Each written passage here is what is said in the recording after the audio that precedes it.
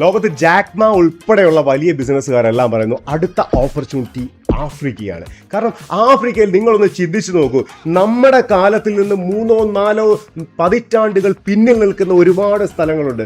അവിടെ നമ്മുടെ ഓപ്പർച്യൂണിറ്റി വളരെ വളരെ വളരെ വലുതാണ്. അതാണ് ഞാൻ പറയുന്നത്, ഇപ്പോഴും ഓർഗാനിക് പച്ചക്കറികൾ മാത്രം ഉപയോഗിക്കുന്ന നാട്. അതായത് ഇവിടുത്തെ പച്ചക്കറി കൃഷി എന്ന് പറഞ്ഞു കഴിഞ്ഞാൽ പലപ്പോഴും നമ്മുടെ ഫാക്ടംബോസും യൂറിയൊന്നും അവിടെ കിട്ടാനില്ല. അതുകൊണ്ട് തന്നെ അങ്ങനെ ഇട്ട് കൃഷി ചെയ്യാൻ സാധ്യതയില്ലാത്തൊരു നാട്ടിൽ അവിടുത്തെ വെണ്ടയ്ക്ക നിങ്ങൾ നോക്ക്, നിങ്ങൾ പണ്ട് പുരാന കാട്ടുവെണ്ടയ്ക്ക എന്ന് പറയുന്ന സാധനമാണ്. അവിടുത്തെ തക്കാളി നോക്ക്, നിങ്ങളുടെ അടുക്കളയുടെ അവിടെ വളരുന്ന ഒരു വളം ഇടാത്ത സാധനത്തിനെ പോലെ ഇരിക്കും.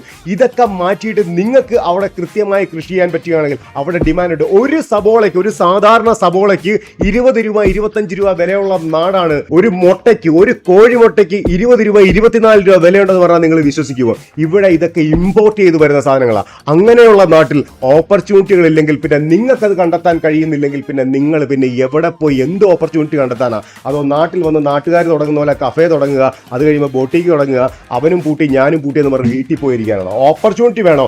ജീവിതത്തിൽ രക്ഷപ്പെടണോ? അവസരം ഉള്ളിടത്ത് പോകണം. പേടിച്ച് പെരയ്ക്കാതിരിക്കുന്നവന് അവിടെ ഇരിക്കുന്നതാണ് നല്ലത്. Life never be the same again.